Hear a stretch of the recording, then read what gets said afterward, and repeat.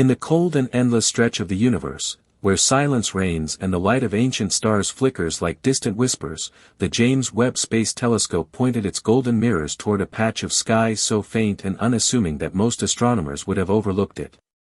This was the kind of place where galaxies, too far and too dim, usually hide unnoticed. At first, what appeared on the screen seemed trivial, a tiny red dot, no bigger than a smudge of dust against the canvas of space. To the trained eye, it looked like just another galaxy drifting billions of light-years away, one of countless cosmic embers scattered through the darkness. The kind of discovery that happens every day, logged into catalogs, studied briefly, and then forgotten. But this dot held a secret that would turn the scientific world upside down. At first glance, the red dot was faint, almost fragile, as though it might vanish if anyone stared at it too long. Its glow was not the bold, steady shine of a star, nor the complex swirl of a spiral galaxy. Instead, it glowed with an eerie simplicity, a crimson flicker out of place in the order of things. The astronomers tasked with examining it shrugged at first, classifying it as one of billions of galaxies that pepper the cosmic web. Nothing about its brightness or shape gave reason to believe it was special. Yet as days passed and instruments locked onto it with increasing focus, something unsettling began to reveal itself. This wasn't behaving like a galaxy at all. The deeper the scientists looked, the stranger it became. Light coming from this speck carried a strange signature, a fingerprint written across wavelengths that should have told a clear story of stars and dust. Instead, the data spoke of turbulence, motion, and violence on scales too extreme to belong to such a small object. Hydrogen lines stretched unnaturally broad, like scars carved across the spectrum, whispering of matter moving at speeds that should rip galaxies apart. The numbers refused to align with expectation, and every analysis only sharpened the unease that hung in the control rooms. The universe has rules, rules forged from decades of observation, equations tested under the cold scrutiny of physics. Yet here was something breaking them with quiet defiance, a red dot daring scientists to explain it. Suspicion turned into curiosity, curiosity into anxiety. What if this wasn't a galaxy at all? The data suggested gravitational forces so intense that light itself struggled to escape. The team began to whisper the possibility no one wanted to admit outright.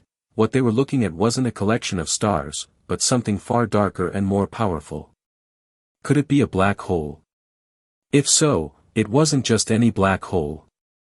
Its size, implied by the furious velocity of surrounding gas, was monstrous. Not a few million suns, like the behemoth at the center of our own Milky Way, but something orders of magnitude greater. And the most disturbing detail of all was not its mass, but its age. This red dot wasn't from the nearby universe. It was ancient, a messenger from a time when the cosmos itself was only beginning to take shape. To peer at this light was to look back more than 13 billion years, into an epoch when stars were barely beginning to spark against the darkness left by the Big Bang. It was a period known as the Cosmic Dawn, when the first galaxies struggled into existence. According to every model, black holes of such colossal mass shouldn't have existed yet. They need time, billions of years of slow and steady feeding, consuming stars, merging with others, growing by devouring their surroundings. But here was evidence that just 700 million years after the universe was born, an impossibly massive black hole already stood in the shadows, as if it had been there from the very beginning, fully formed, waiting to be noticed. The room where the first data was analyzed fell into a heavy silence. Astronomers who had devoted their lives to the orderly unfolding of cosmic history sat speechless, watching as their carefully built models crumbled before a single point of light. It was as if the universe itself had played a trick, leaving behind a marker that declared, "You don't know me as well as you thought." The red dot was no longer ordinary. It was a warning, a challenge, perhaps even a revelation. Something had happened in those first moments of creation that no theory had dared to predict. And so the question took shape, quiet at first, then louder with each passing day as more evidence confirmed what seemed impossible. What was this object? How could it exist in defiance of time, of physics, of the rules that bind the cosmos together? The red dot, once dismissed as unremarkable, became a beacon of mystery, drawing the gaze of the world's most brilliant minds. Scientists were not just looking at another galaxy in the night sky. They were staring into the eyes of a monster, one that should never have been there, one that promised to rewrite the story of creation itself. The universe had always seemed vast, cold, and predictable. But this discovery whispered of something darker, more chaotic, lurking in the spaces between stars. A secret hidden since the dawn of time, glowing faintly in red, daring us to look closer. And when we did, we realized the truth: this wasn't just another dot in the cosmos. It was a crack in the foundation of everything we thought we knew, a sign that the universe was far stranger, and far more terrifying, than we ever imagined. When the instruments of the James Webb Space Telescope were pushed to their limits, when every possible calibration was checked and rechecked to eliminate even the slightest chance of error, the truth began to emerge in a form so staggering that many of the astronomers resisted believing it at first. The faint red dot that had initially seemed like just another distant galaxy was not radiating the way galaxies should. Its spectrum, instead of revealing the balanced glow of billions of stars, carried the unmistakable imprint of something far more violent, something tearing through gas at velocities so great that the numbers felt absurd on the page. The calculations told a single, inescapable story: at the heart of that glow lay a black hole of impossible proportions. This wasn't the quiet death of a star collapsed under its own weight. This was a cosmic monster, a naked black hole with the gravitational pull of 50 million suns, floating in the void without the protective cocoon of a galaxy around it. The revelation spread through the scientific community like a shockwave. A black hole of this size was supposed to take billions of years to grow, consuming matter gradually, feeding in fits and starts, merging with others over the long stretch of cosmic time. But this one was already there, mature and monstrous, less than 1 billion years after the universe had been born. It was like finding an ancient tree already towering in full bloom just moments after planting the seed, an impossibility that threatened to collapse everything we thought we knew about how nature works. The red dot was no ordinary object, it was a villain in the story of the universe itself, a predator born too early, feeding too fast, existing in defiance of time. The term naked soon followed it, because there was no galaxy surrounding this black hole, no swarm of stars to justify its growth or hide its presence. It stood alone, stripped of companions, as though it had been cast adrift in the primordial sea of hydrogen and helium. And in that nakedness, it revealed its true nature. Unlike the black hole at the center of the Milky Way, which sits quietly surrounded by hundreds of billions of stars, this monster was exposed, raw, unbound by the comforting structures that science had come to expect. Its very existence was like a scar cut into the early universe, a reminder that the cosmos was not as orderly as we had convinced ourselves it was. For the astronomers, the implications were staggering. If such a black hole could exist at this point in time, then every model of cosmic evolution had to be reconsidered. Galaxies, black holes, and stars were thought to follow a hierarchy of birth and growth, each depending on the other in predictable stages. Galaxies gave rise to stars, stars seeded the cosmos with heavier elements, and eventually black holes formed from their deaths, growing slowly over eons. But here was something that had skipped the line, an intruder into the carefully drawn timeline, a reminder that the universe doesn't always obey our logic. If monsters like this existed so early, perhaps the very foundation of our cosmology was flawed. The black hole's mass alone struck terror into the hearts of theorists. 50 million solar masses compressed into a region smaller than our solar system, pulling at space itself with a force so extreme that time slowed in its grip. Light struggled to break free, twisting and warping as it tried to escape. Gas whipped around its invisible edges at nearly the speed of light, burning so hot that its glow crossed billions of years to reach us. The red dot was not merely an object, it was an ancient wound in spacetime, a predator born in the dark, and its presence demanded answers humanity did not yet have. What made it worse was the timing. The universe was supposed to be young, chaotic, and fragile at the age of 700 million years. Galaxies were only beginning to assemble themselves, stars were sparking to life for the first time, and the cosmos was still struggling to transition out of its dark ages. To find a black hole of such mass here was like discovering a skyscraper in the middle of a village of half-built huts. It didn't belong. It couldn't belong. And yet, the evidence was undeniable. The red dot wasn't just an anomaly, it was a direct challenge to everything humanity thought it understood about the birth of the universe. From that moment, the stakes were no longer just scientific curiosity. If this black hole existed, then countless others might exist as well, hidden in the earliest chapters of creation, waiting to be discovered. The idea that the cosmos was born gently, that galaxies and stars grew in an orderly dance, was suddenly under threat. Instead, we might be living in a universe where chaos ruled from the very beginning, where monsters appeared first and dictated the shape of everything that followed. If that was true, then our place in the universe was more fragile than anyone had dared to imagine, because it meant that the forces that shaped creation were not patient architects but violent predators, consuming and bending reality from the very start. The red dot had revealed itself as a monster, and in doing so, it had revealed something deeper about us.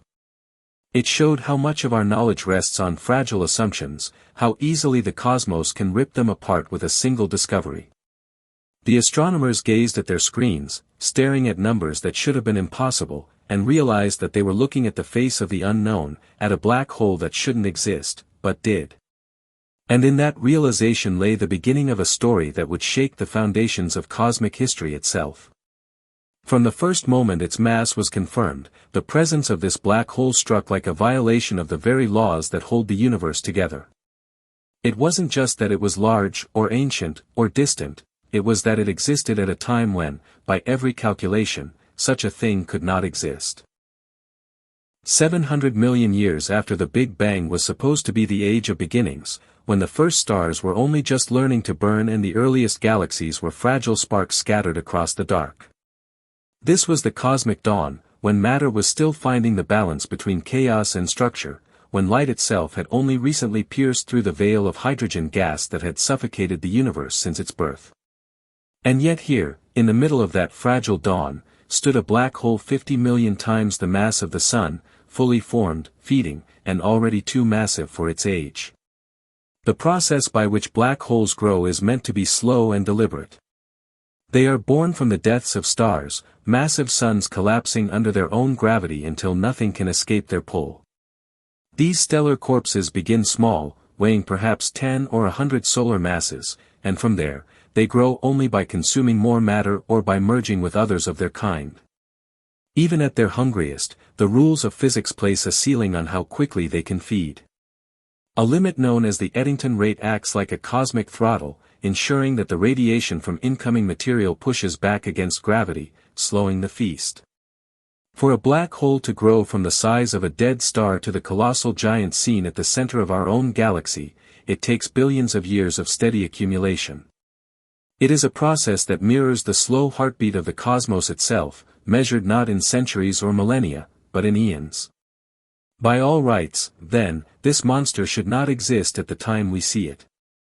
The math is ruthless, and it is simple. Starting from the moment of the Big Bang, there was simply not enough time for a black hole to have grown to 50 million solar masses by the era of reionization. Even if it had been feeding at the maximum rate from the instant it formed, the clock of the universe would not allow it to reach the size we now observe. It would be like planting a seed in the morning and finding a towering oak by evening, full-grown and ancient, with roots that reached back through time itself. No model of stellar death, no sequence of mergers, no mechanism we know of could have accelerated growth to such a degree without breaking the very limits of physics. This was not just an outlier. It was a direct contradiction of the story cosmologists had built over decades. According to our understanding, galaxies and their central black holes grow together in a delicate partnership. Stars form, they die, they enrich their surroundings with heavy elements, and slowly, black holes at their cores begin to expand. This relationship keeps the universe in balance, a dance between creation and destruction, light and darkness. But here, at the edge of observable time, was something that had broken away from that partnership. The monster had grown first, fully formed before its galaxy, consuming and shaping the cosmos around it in ways we had never imagined. It wasn't just ahead of schedule, it had rewritten the schedule entirely. For scientists who had trusted in the slow, steady rules of cosmic evolution, this discovery was like seeing the laws of nature torn apart before their eyes. Everything we thought was universal, how long it takes stars to form, how matter collapses under gravity, how black holes gather their strength, suddenly seemed conditional, fragile, and unreliable. If such a creature could exist in the earliest chapters of the universe, then what else might be lurking in those unobserved epochs? What other rules might break when exposed to the light of discovery? The monster was no longer just an astronomical curiosity. It was evidence that the universe itself had secrets buried in its foundations, secrets that defied the order we had assumed governed all things. The enormity of the problem sank deeper with every calculation. If one such black hole could exist, then perhaps it wasn't alone. Perhaps the cosmos was seeded with monsters from its earliest breath, hidden in the darkness until our instruments became sharp enough to find them. That possibility was even more disturbing, because it suggested that the chaos of creation was not just an accident but a fundamental truth. Instead of a universe that unfolded neatly, layer by layer, we might live in one where giants erupted into existence overnight, disrupting the fragile web of matter and energy before galaxies had the chance to stabilize.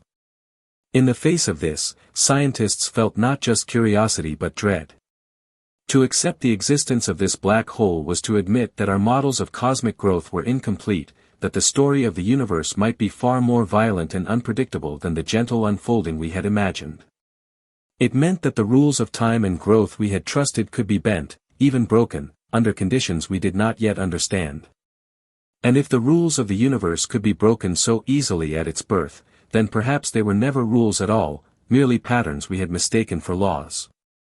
What stared back at us from that faint red dot was not just a black hole, not just a monster of 50 million suns, but a reminder that nature is under no obligation to follow the frameworks we build for it. The universe does not answer to our equations. It creates its own, and sometimes those equations lead to chaos, to impossibility, to the birth of a predator in the very dawn of time. This was not just a discovery. It was a cosmic betrayal, a wound in the order of reality itself, and it left humanity staring into the void with the unsettling realization that the universe plays by rules we may never fully understand. The first time the data was presented in a crowded conference room, the air was thick with anticipation and disbelief. Rows of astronomers leaned forward, eyes narrowing as charts and spectral lines appeared on the glowing screen. At first, there was silence, the kind of silence that only comes when trained minds struggle against numbers that refuse to bend to reason. Some frowned, others scribbled calculations on notepads, and a few simply shook their heads as if trying to dispel the weight of what they were seeing. This wasn't how the universe was supposed to behave. A black hole this massive, at this age, should have been nothing more than a fantasy, a ghost story told to remind students of the boundaries of possibility. Yet here it was, undeniable, written in the light that had traveled for over 13 billion years to reach our instruments. The disbelief quickly split into camps. Some scientists clung desperately to the possibility of error, insisting that the instruments had misread the light, that gravitational lensing had exaggerated the mass, or that hidden galaxies had distorted the data. Others leaned into the mystery with cautious excitement, daring to believe that they were standing at the edge of a discovery that could upend everything. The debate grew heated, voices rising as the guardians of conventional theory clashed with the bold explorers of new ideas. In the middle of the storm, however, a single truth began to settle: whether it was a mistake or a revelation, this red dot demanded answers. For those willing to consider the unthinkable, fear accompanied fascination. What did it mean if black holes of such scale could appear so soon after the birth of the universe? What forces could have created them, and what might their presence imply about the nature of reality itself? These questions lingered like shadows at the edge of every discussion, pulling at the confidence of even the most seasoned astronomers. Humanity had spent centuries believing that the cosmos followed rules, clear, orderly, and predictable. But this discovery suggested something else entirely, that the universe was capable of producing monsters without warning, bending its own laws in ways we could not anticipate. And yet, amid the confusion and fear, a quiet resilience stirred. Human curiosity, stubborn and relentless, began to take shape as the true hero of the story. Instead of turning away from the impossibility, scientists leaned closer, interrogating the data with sharper tools, testing and retesting every angle. They pored over spectral lines late into the night, running simulations that stretched computers to their limits, driven not by fear alone but by an insatiable hunger to know. It was this hunger, this refusal to accept mystery without pursuit, that transformed astonishment into resolve. The universe had thrown down a challenge, and humanity would not look away. Still, the questions persisted, lingering in the air like a haunting refrain. Was this black hole simply the result of some extraordinary coincidence, a one-in-a-trillion fluke that had bent the rules but not broken them? Or was it the first glimpse of a deeper truth, a crack in the cosmic foundation hinting at forces older and stranger than we had imagined? If it was an error, it would eventually dissolve under the weight of more data. But if it was real, if this monster truly existed as it appeared, then the implications would ripple outward through every corner of physics, cosmology, and philosophy. It would mean that the story of creation itself was wrong, that the universe had secrets buried at its birth, secrets we were only now beginning to uncover. In those moments of doubt and wonder, the scientists themselves became characters in a drama larger than any one discovery. They were no longer detached observers but explorers on the edge of a frontier that defied logic. Their astonishment, their skepticism, even their fear became part of the story, because they mirrored humanity's own confrontation with the unknown. And as the arguments continued and the data refused to yield an easy explanation, the realization grew stronger that what lay before them was not just a problem to be solved, but a truth to be faced. The red dot had transformed from a faint smudge in the sky into a mirror held up to human understanding, forcing us to confront our limitations and daring us to push past them. In its light, scientists saw not just a monster born too soon, but the reflection of our own quest for meaning, our relentless drive to peel back the layers of the universe no matter what horrors or wonders lie beneath. The question remained, sharp and unyielding, was this a mistake, or the beginning of something far more terrifying? The answer had not yet come, but the pursuit itself had already begun, and with it, humanity's determination to face the impossible with eyes wide open. The closer scientists looked, the more the red dot seemed to resist explanation, as if it were actively fighting back against every attempt to categorize it. Black holes, even the most violent and exotic ones, tend to follow patterns we can trace. Their behavior is defined by equations of gravity and radiation, their feeding habits confined by physical limits that keep their chaos predictable. But this object refused to fit into any box. It was as though it had been placed in the cosmos not to illuminate the rules of nature, but to expose their weaknesses, mocking the very framework we had built to understand the universe. Instead of clarifying with more data, every observation added a new layer of contradiction, deepening the mystery rather than resolving it. The gas swirling around it was the first sign of rebellion. Normally, material caught in the grip of a black hole forms an accretion disk, spiraling inward at blistering speeds until it finally falls past the event horizon. The faster it spins, the hotter it becomes, producing radiation so intense that it can tear apart nearby matter. Yet in this case, the gas was moving at velocities beyond anything our models could account for, whipping around the black hole at fractions of the speed of light, but somehow remaining intact. By every calculation, such movement should shred the gas into chaos, scattering particles into oblivion. Instead, it clung together, bound by forces we could not fully describe, as if the black hole were rewriting the rules of physics within its own domain. What unsettled astronomers most was not simply that the gas survived these speeds, but that it did so while radiating in strange, unexpected ways. The light coming from it seemed stretched, twisted, and distorted, producing signatures that didn't match known templates of black hole accretion. It was as if the object were presenting us with a language we couldn't read, symbols written in energy that refused to match the grammar of our theories.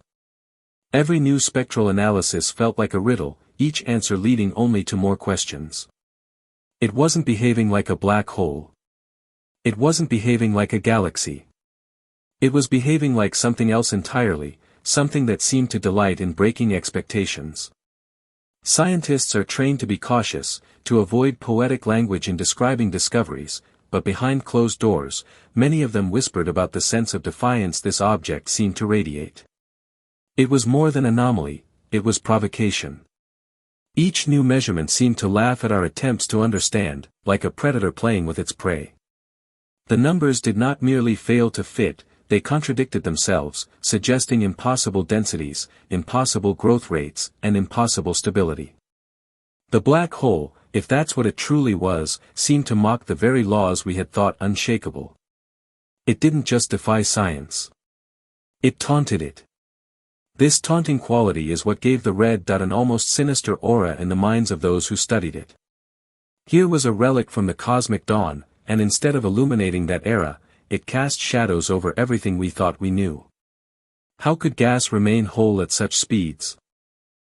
How could light emerge in such distorted patterns? Why was this black hole alone, without the galaxy that should have birthed it? These questions piled up, and with each one unanswered, the tension grew. Was this object evidence of an entirely new category of cosmic phenomenon, something we had no name for yet?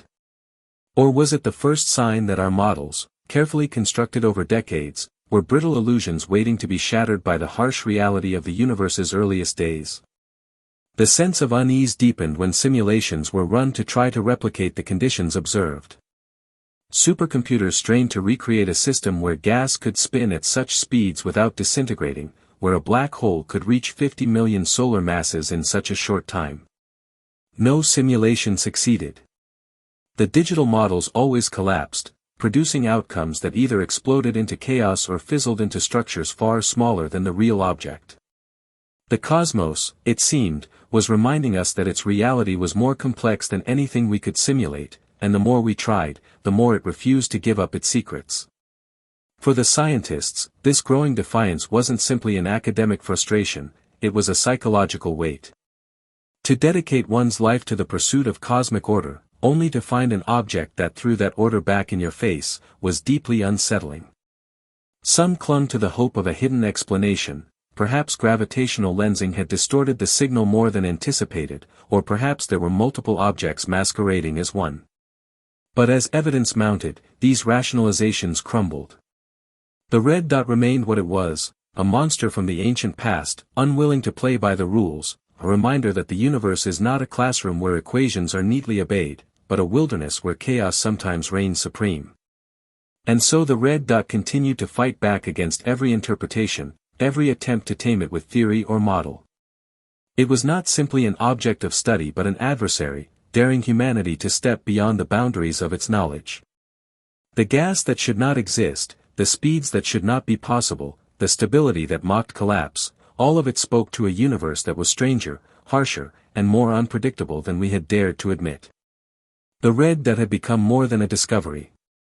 It was a mirror, reflecting our own limitations, and it whispered a message we could not ignore: the universe does not care about your rules. It writes its own. For as long as humanity has studied the universe, black holes have always been understood as part of a larger structure.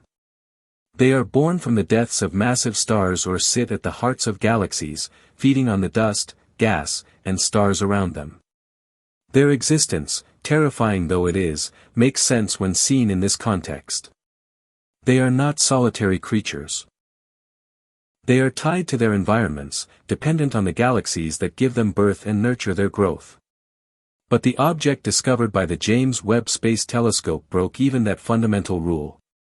This black hole was not nestled within a galaxy, surrounded by stars whose lives and deaths might explain its enormous mass. It was naked, drifting in the darkness of space with no visible companions, no structure, no cosmic home. That nakedness made it even more monstrous. Without a galaxy to anchor it, the black hole was stripped bare before our eyes, exposed in a way no other had ever been. Its light, if it could be called light, came not from a host of surrounding stars but from the furious gas whipping around its invisible edges. The absence of a galaxy was not merely unusual, it was a violation of cosmic order. According to our understanding, galaxies and black holes grow together, each shaping the other. Stars collapse to form smaller black holes, which over time merge and feed, eventually becoming the giants we see today. In turn, the black holes at galactic centers regulate star formation, blasting out energy that keeps their surroundings in balance. But here was something that had broken free from that cycle, a predator roaming the void without any ecosystem to explain it. The implications were chilling. If this black hole had no galaxy, then how had it grown to 50 million times the mass of the Sun? What reservoir of matter had it consumed in the young universe to reach this size, if not the gas and stars of a galactic core? The absence of a galaxy around it suggested one of two unsettling possibilities: either it had formed directly from some colossal collapse in the earliest moments of cosmic history, bypassing stars and galaxies entirely, or it had once had a galaxy and somehow destroyed or outgrown it, leaving only itself behind as a monument to violence.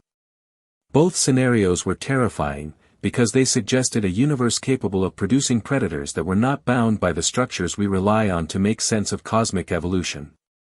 Astronomers stared at the images, searching for any hint of starlight, any faint glow that could mark the presence of a galaxy hidden behind dust or obscured by distance. They expected, or perhaps hoped, that deeper exposures would reveal the missing companions, filling in the context and restoring order. But with every pass, every refinement of data, the same reality stared back at them: there was nothing. The black hole stood utterly alone, its gravitational well consuming but not belonging, massive but unrooted. It was as though it had been born outside the web of galaxies altogether, a rogue element in the tapestry of creation. The nakedness of this black hole gave it an aura of predation. Unlike the ones at galactic centers that at least had a kind of balance, this one seemed to exist only to consume. It had no neighbors to restrain it, no surrounding structures to define it, no evidence of cooperation with the broader cosmos. It was a solitary predator, feeding in the dark, and the fact that it existed so early in cosmic history suggested that it had been doing so since the beginning. The thought unsettled many scientists, because if one such creature could exist, then countless others might also be drifting through the universe, unseen, unanchored, waiting to be discovered. This absence of a galactic home also forced a reconsideration of our assumptions about how the first structures formed after the Big Bang. Were we wrong to think that galaxies always came first, with black holes forming inside them? Could it be, instead, that black holes were the original seeds, and galaxies only gathered later around them? If so, then this discovery was not just an anomaly, it was a revelation that inverted the order of creation itself. Instead of galaxies building black holes, perhaps black holes built galaxies, shaping the cosmos in ways that had been hidden from us until now. And if that were true, then the entire timeline of cosmic history would have to be rewritten. The more scientists considered this possibility, the more the black hole's loneliness seemed deliberate, as though the universe had left it there as a clue, daring us to confront the truth. Its lack of a home was not an accident, it was the essence of its existence. It forced us to see it not as part of a familiar cycle but as something other, something alien to our models. And in doing so, it escalated from anomaly to villain, no longer just a black hole but a predator that defied the rules of nature itself. Its very solitude mocked us, reminding us that our understanding of the cosmos was fragile, provisional, and perhaps dangerously incomplete. In the end, what terrified astronomers was not only its mass, or its age, or even its power, but its aloneness. It was not simply that it was massive, it was that it was massive without explanation, massive without context, massive without the galaxy that should have made its existence possible. It was a predator with no home, a monster adrift in the early universe, and it left behind a question that echoed louder with every observation: if this is what we can see, what else is out there in the dark, hiding just beyond our reach, waiting to rewrite everything we thought we knew about the order of creation? The truth is that without a strange and almost miraculous alignment, humanity would never have seen the monster at all. For all its size and power, the black hole was unimaginably distant, its light weakened by more than 13 billion years of travel across the expanding universe. By the time that faint glow reached our telescopes, it should have been far too dim to notice, swallowed by the background noise of countless other cosmic signals. And yet, there it was, burning like a tiny ember in the darkness. The reason lay not in the black hole itself but in the tricks of gravity, in the strange way that spacetime bends under the weight of matter. Gravitational lensing, one of Einstein's most remarkable predictions, had turned the cosmos into a magnifying glass, taking light that should have been lost and bending it directly into the eye of the James Webb Space Telescope.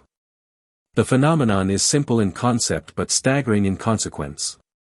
A massive object, such as a galaxy cluster, sits between Earth and a distant source of light. Its gravity warps the fabric of spacetime, curving the path of photons around it. Instead of moving in straight lines, the light bends, focusing and magnifying the object behind it. To our instruments, the effect is as though nature itself has built a giant telescope, far more powerful than anything humans could construct. And in this case, that cosmic lens revealed something we were never meant to see, a black hole adrift in the early universe, a predator caught in the act by the universe's own warped geometry. There was something eerie about the coincidence. Of all the billions of places this light could have traveled, it just happened to pass near a foreground cluster that bent it in exactly the right way, aiming it across space and time so that Webb's mirrors could catch it. If the alignment had been even slightly different, the black hole's light would have scattered, diluted, or vanished into obscurity. We would never have known it was there. Instead, we were given a front-row seat to something that should have been invisible, like a stage curtain parting at the perfect moment to reveal a hidden actor. The chance alignment felt less like a random occurrence and more like a deliberate unveiling, as if the universe itself had chosen to expose one of its darkest secrets. Astronomers are trained to resist that kind of thinking. Science does not allow for intention in the movements of stars and galaxies. But even the most hardened skeptics could not ignore the uncanny timing.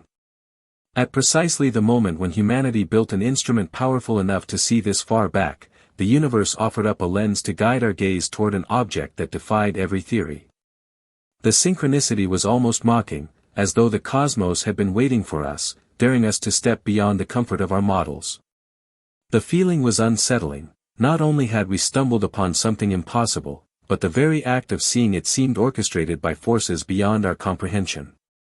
The black hole itself, magnified through this cosmic trick, appeared sharper and stranger with every new observation. Its signals were distorted by the lensing effect, stretched and duplicated like reflections in warped glass, but beneath that distortion lay the unmistakable signs of its monstrous nature.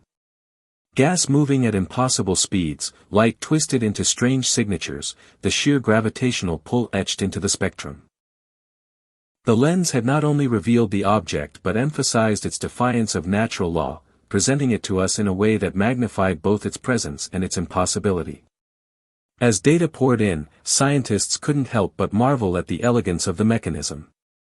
Einstein had predicted gravitational lensing more than a century earlier, but even he could not have imagined it would be used to uncover something so ancient and so incomprehensible. Nature had provided the tool, and we had stumbled upon its use at exactly the right time. The black hole's discovery became not just a story about what lay in the distant universe but about the remarkable coincidences that shape our view of reality. How many other monsters were out there, hidden just beyond the reach of our instruments, waiting for the perfect alignment to reveal them? And yet, with every answer came unease. The lensing felt less like a gift and more like a trap, a way for the universe to pull us deeper into its mysteries. We had not chosen to see this black hole. We had been forced to see it, our attention drawn by a cosmic sleight of hand. The sense of control that science usually provides, carefully planned observations, meticulously designed experiments, was replaced by a feeling of being manipulated by forces too vast to resist. The black hole was not just discovered. It was shown to us, deliberately or not, at a time when its revelation would cause the greatest disruption to our understanding. In this way, gravitational lensing became more than a physical phenomenon. It became part of the narrative, a reminder that the universe is not a passive backdrop but an active player in the story of discovery. It bends, distorts, and magnifies, not only shaping the light of distant objects but shaping the course of human knowledge itself. And as scientists looked at the magnified red dot, impossibly clear against the darkness of time, they could not escape the feeling that the cosmos had turned its gaze back on us. The universe had played a trick, and in doing so, it had revealed something terrifying, that there are secrets out there too massive, too ancient, and too strange to remain hidden forever. Once the light from the red dot was broken down and studied in detail, a new and even more disturbing truth came into focus. This black hole was not simply sitting in the void as a silent relic of some forgotten cosmic past. It was alive in the most terrifying sense of the word, actively feeding in a frenzy that pushed the very limits of what physics would allow. The gas and dust caught in its grip were not drifting lazily inward, as one might expect, but were funneling down at a rate so extreme it nearly defied comprehension. The accretion disk blazed with energy, hotter and brighter than any star, announcing that this was not a quiet monster but one in the throes of insatiable hunger. By all measurable accounts, it was devouring the universe around it at the maximum pace nature permitted, as though every law of physics had been stretched to its breaking point just to accommodate the enormity of its appetite. The scale of this feeding was almost impossible to convey. In the space of a single second, this black hole consumed as much matter as the Earth itself weighs. Planet after planet, world after world, the equivalent of their mass was swallowed into its invisible maw with every passing heartbeat. To imagine it was to imagine annihilation on a scale so total that it bordered on the incomprehensible. The black hole was not just a void in space, it was an engine of destruction, tearing matter from existence and folding it into its singularity without pause, without mercy, without end. For astronomers, the feeding rates presented a problem as much as a revelation. The Eddington limit, a physical boundary set by the balance between the inward pull of gravity and the outward pressure of radiation, should have constrained this growth. Too much feeding, and the energy produced by the inflowing matter would push back, scattering gas and slowing the feast. But this monster seemed to dance on the razor's edge of that limit, pulling in matter with flawless efficiency. It did not stumble, did not choke, did not pause. It fed as though the universe itself had constructed it to consume, a perfect predator obeying only the harshest laws of physics and bending even those to its will.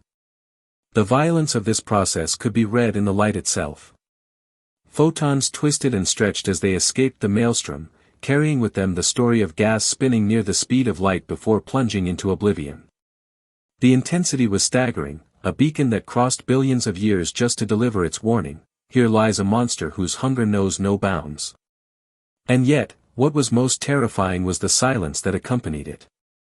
Despite the raging accretion disk, despite the torrents of matter falling inward, the black hole itself remained invisible, its event horizon swallowing all evidence of its true nature. What we saw was only the faint glow of matter in its final moments, shredded and burned into light as it surrendered to the void. The realization that such a predator existed so early in the universe's history added another layer of horror.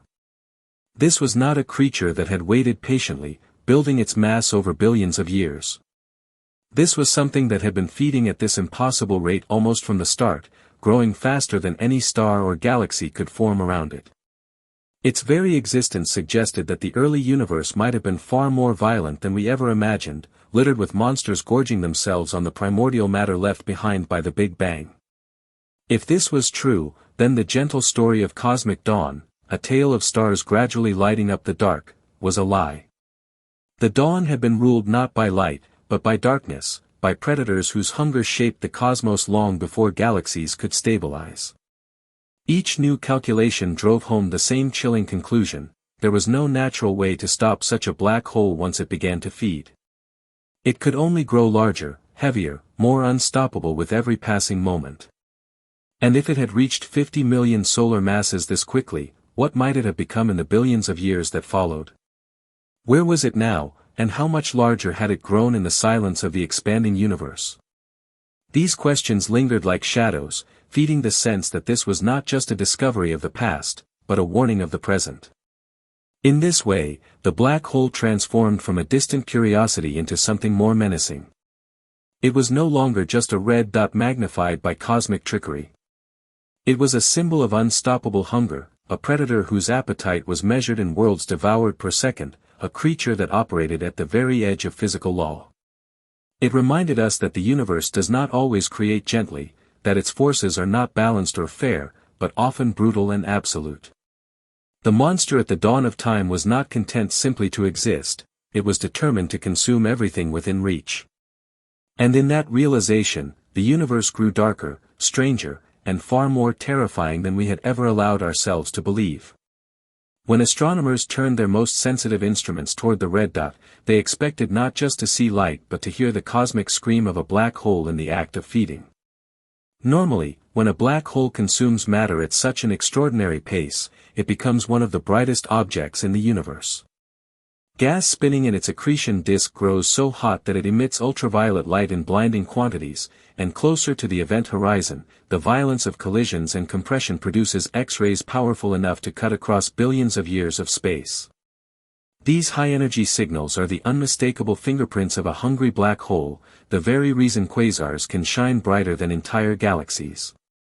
But when the data came in, something was wrong. The expected signals were absent.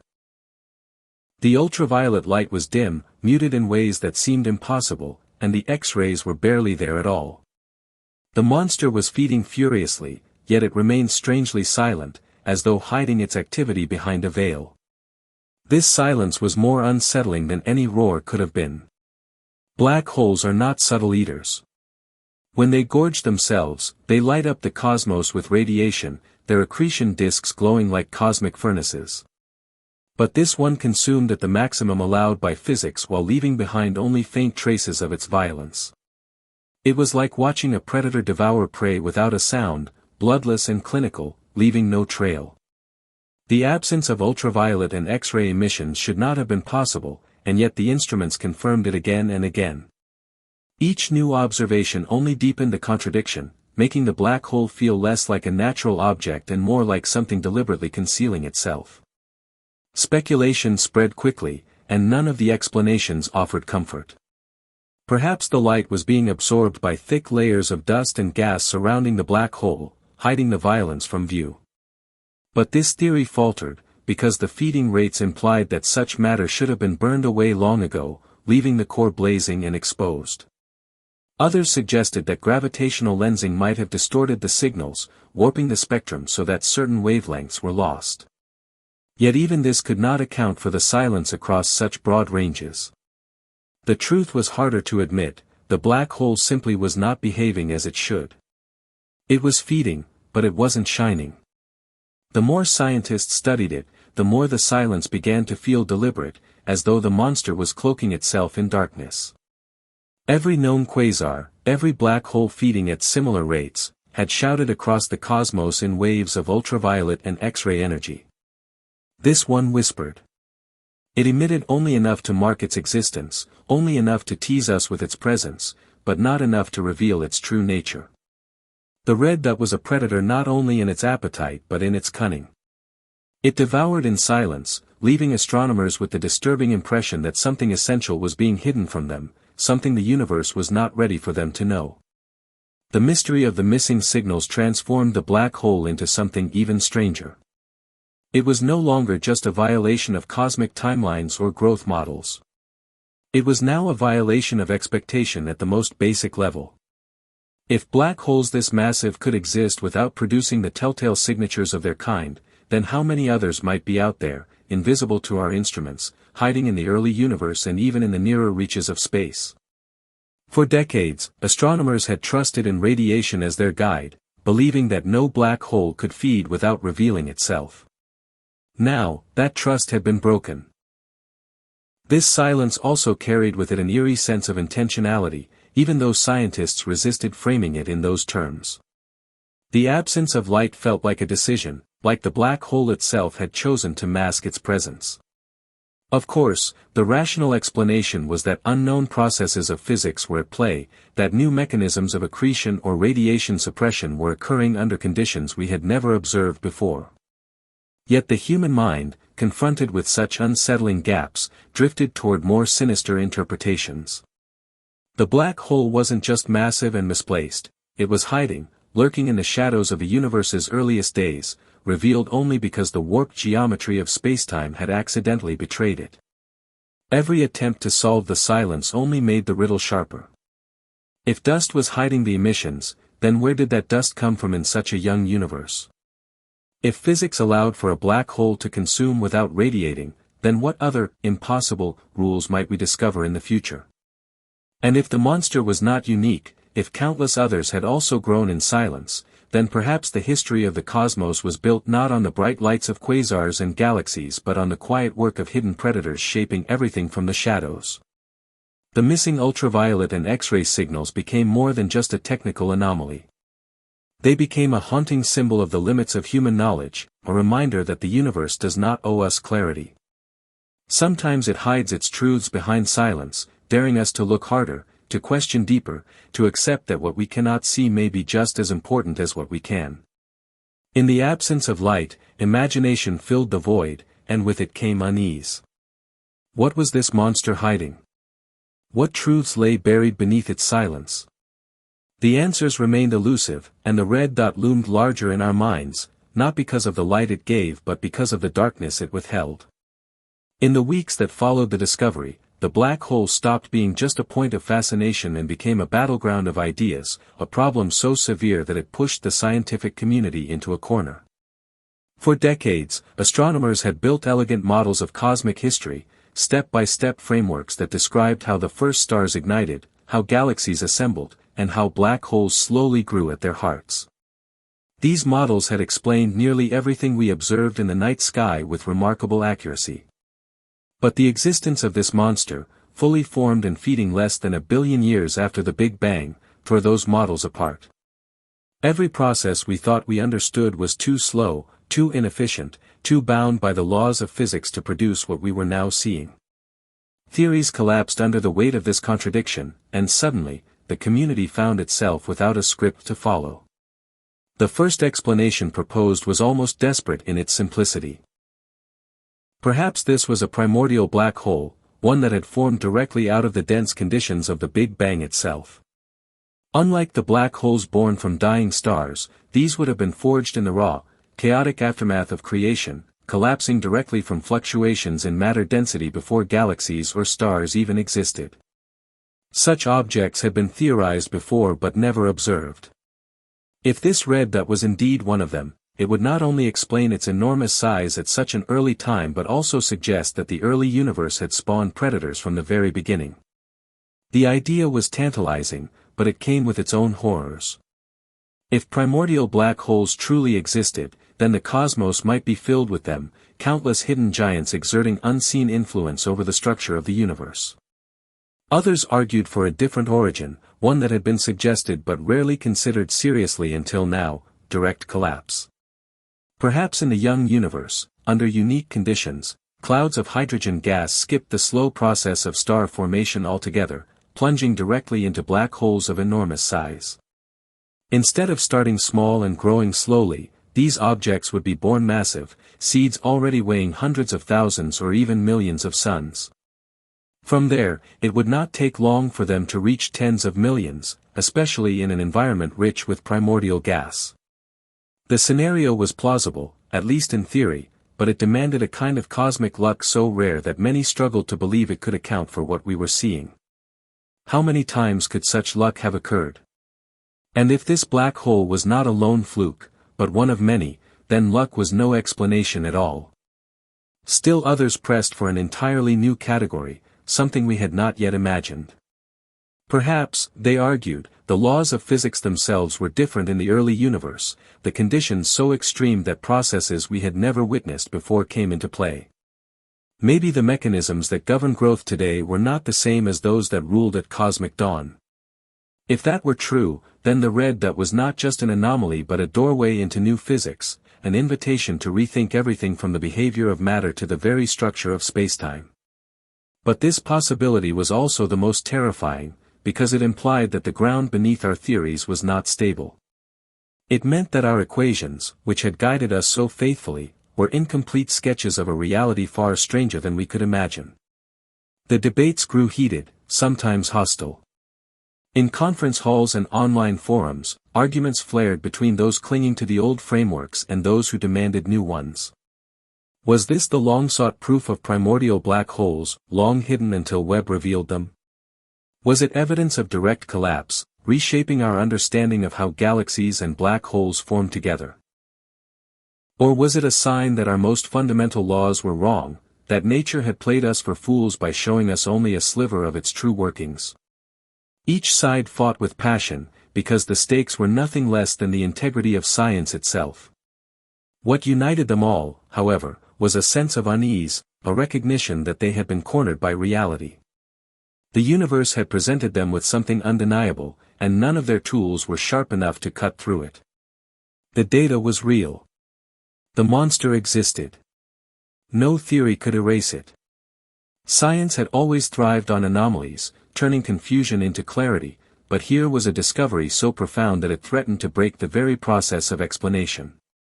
To be a scientist staring at that red dot was to feel both awe and dread, to realize that the cosmos had forced them into a confrontation they were not prepared to win. In that moment, the conflict reached its peak. It was not just a debate between astronomers or a clash of theories. It was a battle between human understanding and an impossible reality. The black hole stood as an enigma, unmoved by our confusion, unbothered by the collapse of our models, feeding in silence while we argued among ourselves. It was a reminder that the universe does not exist to fit our equations, and that sometimes, discovery is not a triumph but a humiliation, proof that nature remains far larger, darker, and more terrifying than we had dared to imagine. The more the data piled up, the more one possibility began to creep into discussions that had long dismissed it as little more than speculation. It was a theory whispered on the edges of cosmology for decades, one that many had labeled too extreme or too improbable to take seriously. And yet, faced with the undeniable mass of a black hole that should not exist, scientists began to reconsider. What if this monster had not grown from a star, or even from a collapsing cloud of gas? What if it had been born at the very beginning, in the chaos that followed the Big Bang itself? This was the shocking idea of primordial black holes, creatures forged not from the deaths of stars but from the raw fabric of the newborn universe, collapsing into existence before galaxies, before stars, before even the most basic structures of matter had time to form. The concept was as staggering as it was unsettling. The Big Bang had filled the cosmos with unimaginable density and energy, a seething plasma of particles and radiation swirling together in a storm too intense for anything stable to exist. But if, in those first fractions of a second, the distribution of matter had not been perfectly uniform, if tiny fluctuations had created regions just dense enough, then gravity might have overwhelmed all other forces, collapsing pockets of energy into black holes almost instantly. Unlike their stellar cousins, which begin small and require time to grow, these black holes could be born massive, ready-made monsters existing from the very dawn of creation. They would not need stars to seed them or galaxies to nurture them. They would simply exist, as old as the universe itself, silent witnesses to everything that followed. If the red dot truly was one of these primordial black holes, then its story stretched far deeper than anyone expected. It would not just be a product of the cosmic dawn, it would predate the dawn entirely. While the first stars struggled to ignite, while galaxies were still assembling their delicate webs of matter, this black hole might have already been there, feeding in the dark, shaping its surroundings in ways we had never imagined. It would mean that monsters did not wait for the universe to calm down before appearing. They were part of its birth, as ancient and as fundamental as space and time. The implications of such a possibility sent shockwaves through the community. If primordial black holes were real, then the red dot was not alone. Countless others might be scattered across the cosmos, hidden in the depths of space, influencing the formation of galaxies, bending the distribution of dark matter, and perhaps even shaping the large-scale structure of the universe itself. Some might be small, no larger than mountains, while others could be giants weighing millions of suns, relics of density fluctuations magnified by the fury of the Big Bang. And if that were true, then everything we thought we knew about cosmic history, the sequence of creation, the roles of stars and galaxies, was incomplete, if not entirely wrong. What made this possibility so compelling, and so frightening, was that it answered the questions other theories could not. How could a black hole so massive exist so early? Because it did not grow, it was born that way. Why was it naked, unaccompanied by a galaxy? Because galaxies had not yet formed when it appeared. Why was it feeding so efficiently, so relentlessly? Because it had been feeding since the beginning, carving its hunger into the story of the cosmos itself. The red dot, if primordial, was not an exception to the rules. It was evidence of a deeper rule, one that had been hidden from us until now, that the universe does not build only from the bottom up. Sometimes, it creates monsters fully formed. For some, this was the ultimate twist, the revelation that turned everything on its head. We had always assumed that galaxies were the architects of structure, that they formed first, nurturing the stars and the black holes that grew within them. But if primordial black holes existed, then the order was reversed. The monsters came first. Galaxies followed. What we had thought of as the grand design of the cosmos was in fact built on the backs of predators older than the first light. The thought that the monster might be older than galaxies themselves was both humbling and terrifying. It stripped away the comfort of thinking of black holes as consequences, as end products of processes we could understand. Instead, they became origins, the seeds around which everything else gathered. The red dot was no longer just an anomaly at the edge of our vision. It was a messenger from the very birth of time, a reminder that the universe's first act may not have been creation, but destruction. And if that was true, then perhaps the universe was never a place of order growing from chaos. Perhaps chaos was the foundation all along, and monsters like this black hole were its first children. At first, it was easy to think of the red dot as a freak occurrence, a solitary beast that had somehow slipped through the cracks of cosmic law. It was unsettling, yes, but perhaps unique, a single mystery that could eventually be explained away by some rare quirk of physics or chance alignment. But as the James Webb Space Telescope continued its deep surveys of the sky, that fragile hope was shattered. The faint red smudge that had once seemed so singular began to multiply. Across the heavens, in field after field, Webb's golden mirrors picked up more of them, hundreds of tiny, crimson pinpricks scattered through the darkness, each carrying the same strange signatures. Each was impossibly ancient, each was burning at the edge of physics, and each was just as inexplicable as the first. What had seemed like an isolated anomaly was suddenly revealed as a pattern, a population hiding in plain sight. These were not galaxies in the traditional sense, not the star-filled spirals and clusters we were accustomed to mapping. They were compact, intensely bright sources that betrayed the same impossible growth as QS01, the first of their kind we had noticed. To the untrained eye, they looked like nothing more than faint specks, but to astronomers, they carried the fingerprints of monsters. The red shift of their light told the story of distance and time, placing them all within the same early epoch of the universe, barely a few 100 million years after the Big Bang. Their masses, inferred from the motions of the gas around them, echoed the same staggering conclusion: these were black holes millions to tens of millions of times the sun's mass, already mature when the universe was still a child. The realization hit like a thunderclap. The monster we had first discovered was not alone. It was part of a hidden legion, a generation of predators that had risen in the universe's infancy. For every galaxy struggling to take shape in the cosmic dawn, there might have been one of these black holes waiting in the dark, feeding and growing, shaping the environment around it.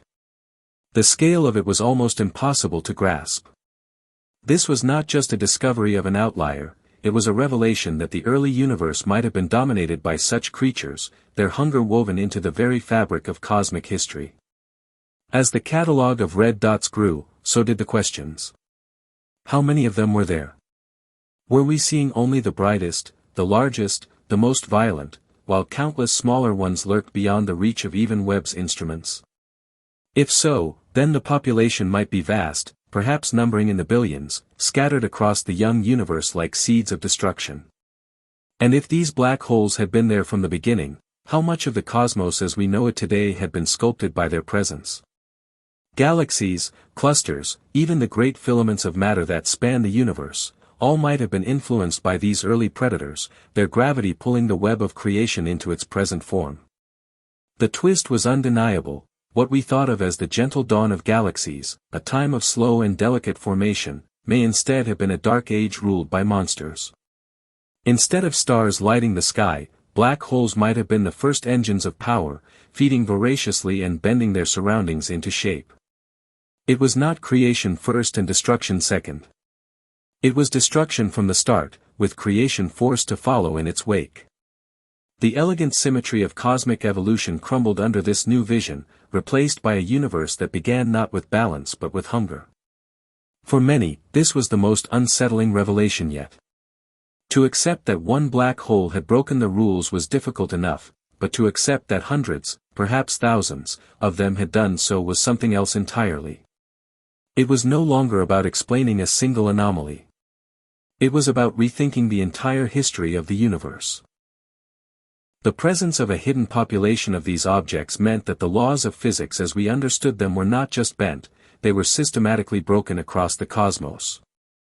It forced astronomers to ask whether our theories of galaxy formation, of star birth, of the growth of structure itself, were merely partial truths hiding a deeper, darker reality.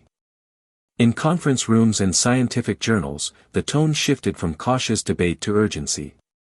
The data could no longer be ignored. These red dots were real, and they were everywhere Webb looked.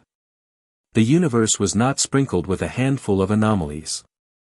It was seeded with monsters from the very beginning, and their legacy was written into the very shape of the sky. The question was no longer whether such black holes should exist, but how many more were out there, still waiting for us to find them. The weight of this revelation settled heavily on those who had dedicated their lives to mapping the history of creation. For centuries, the story of the universe had been one of gradual light, of stars igniting in the darkness and galaxies slowly assembling into islands of order. But now, that story seemed incomplete, even naive. In truth, the universe may have been born under the shadow of predators, its infancy not a nursery of stars but a hunting ground of black holes. And if that was the case, then our place in the cosmos was even more precarious than we had imagined, because it meant that the very foundation of everything we see today was laid not by light but by hunger. The red dots were no longer just discoveries. They were revelations of a truth too vast and too terrifying to ignore, that the universe has always been full of monsters, and that we are only just beginning to see how deep their influence runs. When astronomers began to compare the discovery of these early black holes with the timeline of the universe, the numbers simply refused to cooperate. Every calculation, no matter how it was framed, came back with the same damning conclusion: there was not enough time for these monsters to exist. The cosmos was only 700 million years old when their light first left them, and that span, vast to us but fleeting on cosmic scales, should not have been enough for black holes to grow to tens of millions of solar masses. Even if they had been feeding at the absolute maximum rate from the moment they were born, the math showed they would have fallen short. The Eddington limit, that delicate balance between gravity's pull and radiation's push, would have throttled their growth long before they reached the enormity we now observed. And yet, there they were, undeniably real, breaking free of the clockwork of cosmic history as though time itself had bent to their hunger. The problem was not just about time but about matter. For a black hole to grow, it needs fuel, gas, stars, dust, anything that can fall within its grip. But in the early universe, such resources were scarce. Stars were only just beginning to ignite, galaxies were fragile wisps of hydrogen and helium, and the reservoirs of dense matter were small and widely scattered. To imagine a black hole swelling to 50 million suns in such an environment was like imagining a fire raging without wood, without air, without fuel. It should have been impossible. The black holes should have starved in that young, barren cosmos, their growth stunted before it ever began. But instead, they had feasted, and the evidence of their size mocked every attempt to explain how. The contradiction was brutal.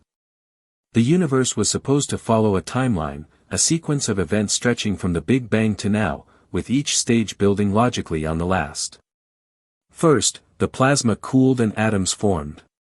Then came the first stars, then galaxies, and only then, much later, the slow growth of black holes at their cores. But these discoveries shattered that story. Black holes had jumped ahead, fully formed when galaxies themselves were still struggling to take shape. It was as if a child had grown into an adult overnight, skipping years of growth in defiance of biology. The cosmic timeline had broken, and with it, our confidence in the order of creation. Faced with this, scientists began to ask whether the fault lay not in the data but in the foundations of physics itself. Perhaps gravity behaved differently under the extreme conditions of the early universe, pulling matter together more quickly than our equations predicted. Or perhaps dark matter, that invisible substance making up most of the universe's mass, had played a more active role than we realized, funneling gas into the hearts of these monsters with ruthless efficiency. If dark matter had clumped differently, collapsing faster or denser in certain regions, it could have created gravitational wells deep enough to birth massive black holes almost instantly. This was speculation, yes, but it was also a recognition that the tools we had might not be enough to capture the true complexity of cosmic dawn. Some even dared to go further, suggesting that our entire framework of physics might be incomplete. The laws we rely on, gravity, thermodynamics, relativity, might hold true in the universe we see now but falter under the exotic pressures and energies of the universe's first moments. What if there were forces or particles we had not yet discovered, hidden in the chaos of the Big Bang, that allowed matter to collapse faster, to form structures more massive than we thought possible? What if the very constants we hold sacred, numbers like the speed of light or the gravitational constant, were not fixed in those early days but shifted as the universe expanded and cooled? These were dangerous questions, because they implied that the foundation of modern science might be only a local truth, valid for the present but not for the past. The more the anomalies piled up, the clearer it became that something fundamental was missing. The broken timeline was not a minor error to be patched over with clever theory. It was a chasm, a gap between what we saw and what we believed, and into that gap fell the certainty of our understanding. The monsters from the dawn of time were not just challenges to specific models. They were challenges to the very assumption that the universe followed rules we could fully comprehend.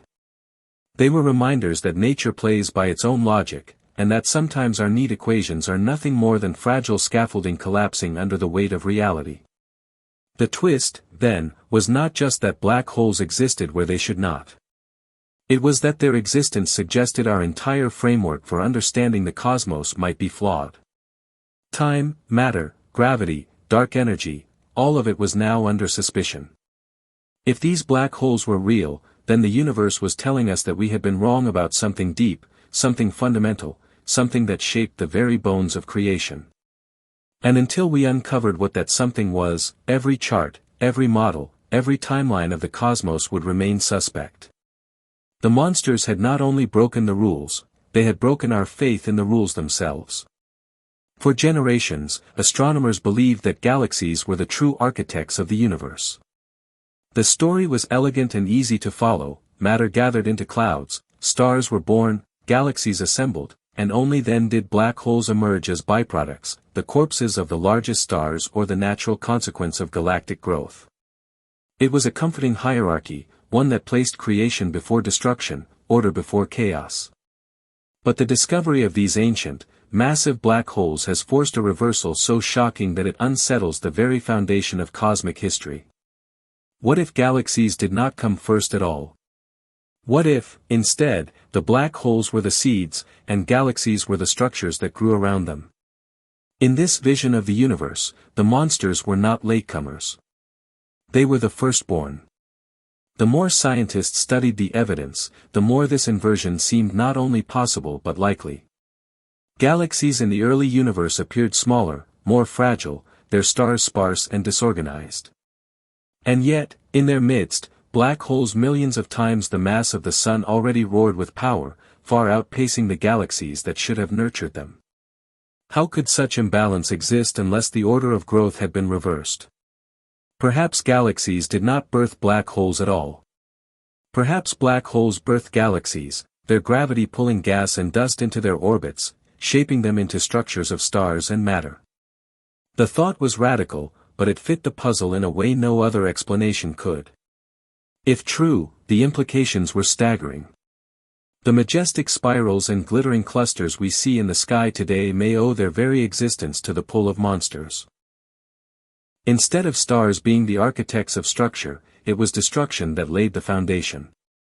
The predators of the cosmos dragged creation into being, bending the universe's first gases into order through the sheer force of their gravity. What we call galaxies might simply be the debris fields of ancient black holes, the glowing shells that formed around them like the husks of prey left behind after a feast. The stars we admire could be nothing more than the byproducts of monsters claiming their territory in the void. This inversion of hierarchy also explained the strange loneliness of the red dots. If black holes truly came first, then their nakedness was not unusual, it was natural. They existed before galaxies, and galaxies were forced to follow. The absence of stars around them was not evidence of something missing but proof of their primacy.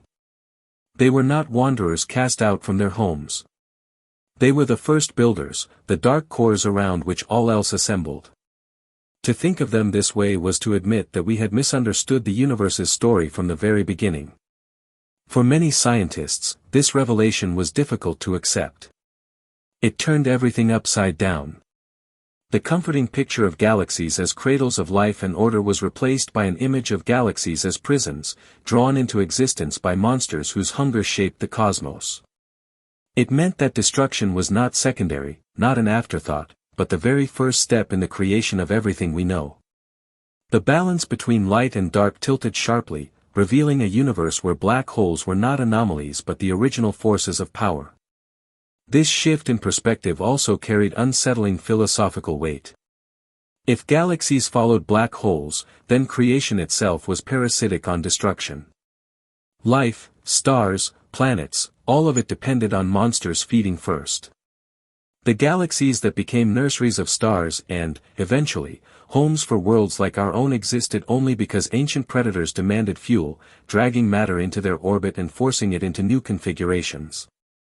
It reframed humanity's place in the cosmos, casting us not as the descendants of stars alone but as the legacy of hunger, the children of monsters who ruled before there was light. What unsettled astronomers most was how cleanly the pieces fit once the hierarchy was inverted.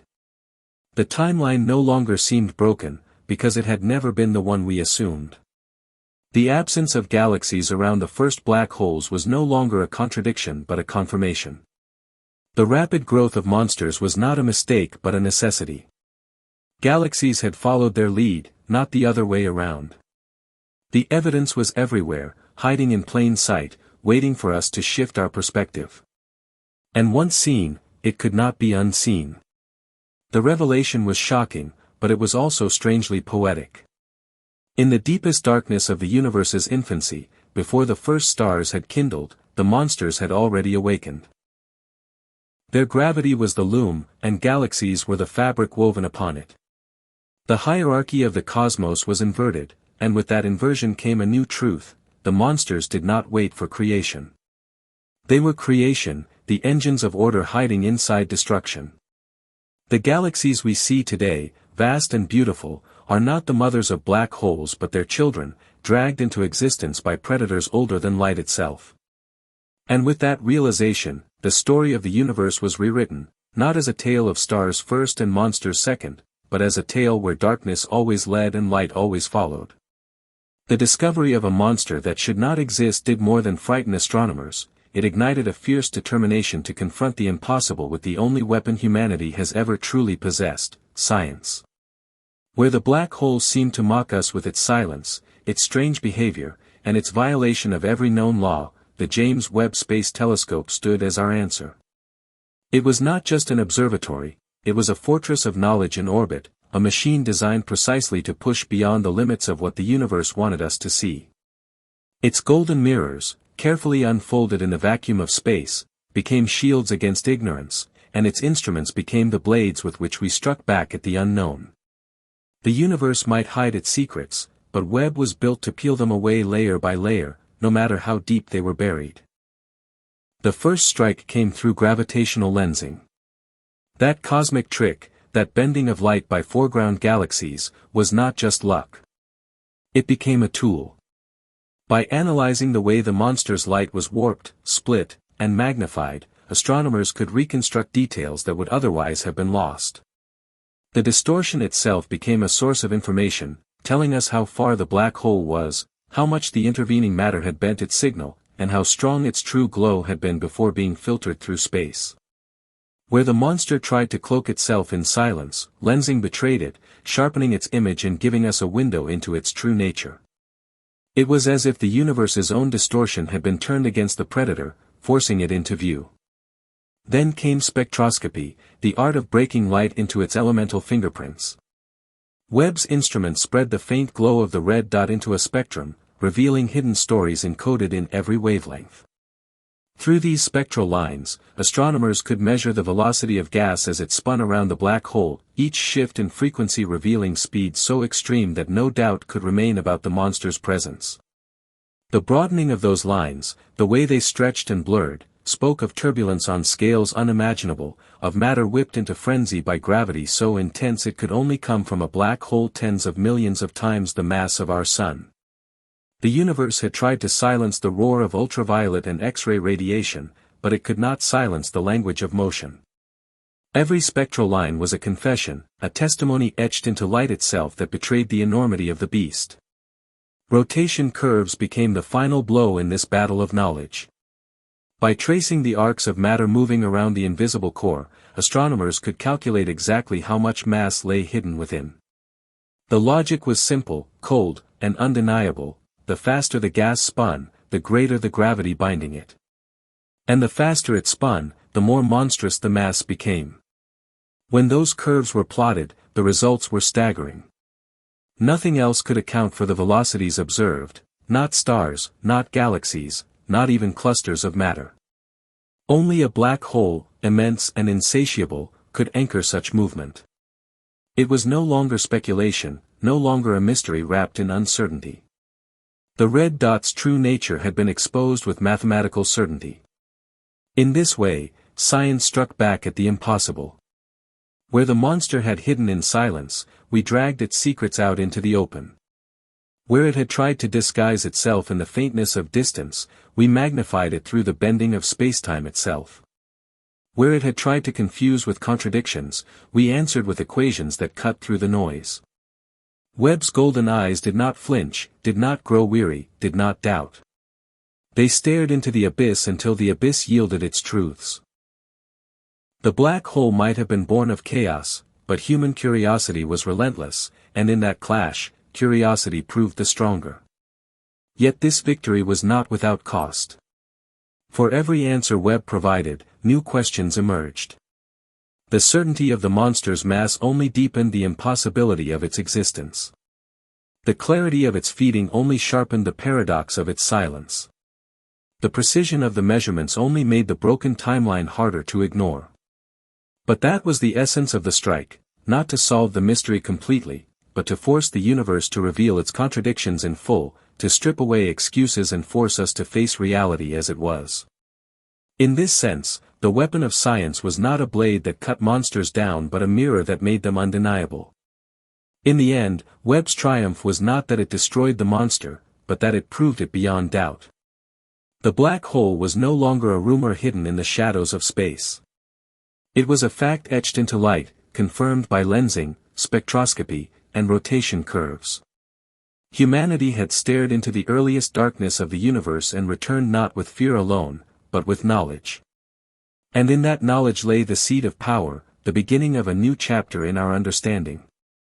The monsters might be older, stronger, and stranger than anything we imagined, but with science as our weapon, we had shown that no matter how vast the cosmos, we would not stop fighting to uncover its truths. When the first monster revealed itself, it shook the foundations of science. When dozens more appeared, it overturned our understanding of the cosmos. But nothing could have prepared astronomers for what Webb uncovered next, not a single predator, not even a hidden population of solitary beasts, but three supermassive black holes locked together in a gravitational dance so violent and so improbable that it seemed to defy the very idea of stability. These were not ordinary companions orbiting peacefully. These were titans, each millions to billions of times the sun's mass, circling, pulling, and tearing at each other with gravitational forces so extreme they could ripple through the fabric of spacetime itself. The universe was not content to give us monsters one at a time. It had gathered them in packs, as if to remind us that even chaos has a way of multiplying. The system was first spotted as a peculiar distortion in Webb's deep field images, a faint smudge that looked too warped, too irregular to be a normal galaxy. When the data were broken down, the truth emerged with breathtaking clarity: 3 separate black holes, each blazing with the furious glow of gas being consumed, each close enough that their gravitational fields overlapped. The cosmic choreography was dizzying. Instead of a single rotation curve, astronomers saw tangled motions, gas streams flung out like whips, and stars hurled into interstellar exile as the trio competed for dominance. The scene resembled not the elegance of orbits but the chaos of predators circling prey, each movement threatening to destabilize the others. The sheer improbability of such a system was staggering.